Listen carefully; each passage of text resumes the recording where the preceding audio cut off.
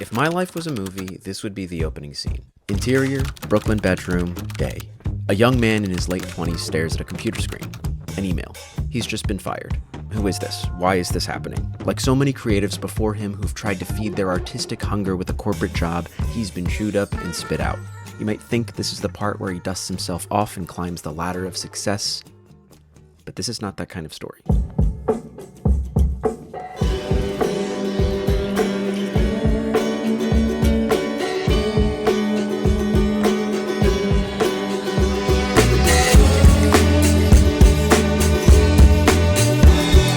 When I was 20, I was a hot mess. I got into all kinds of trouble in the pursuit of filmmaking and acting. I got to a point where I convinced myself that this pursuit was irresponsible. I needed structure and I needed something real. So at 24, I decided to do the adult thing and get a real job. Now, don't get me wrong, I am really proud of the work that I did while I was in corporate.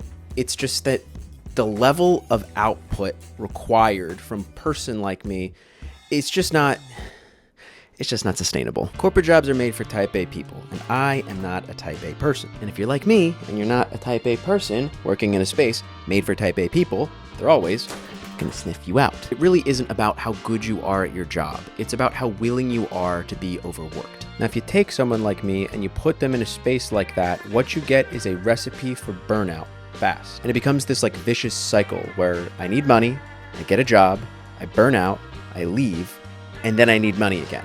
And you get stuck in that cycle forever if you don't break it. And probably the only thing that's like more irresponsible than chasing your dreams is lying about who you are. So when my last job ended, I had a choice. And I got to thinking, like through my old logic, what is the most irresponsible thing I could do right now? What is the most societally looked down upon career that exists in my wildest dreams? The things that move us for a reason. They're not meant to sit in a cage. Ignore them long enough and they will scream and get louder and louder and louder until you cannot ignore them anymore.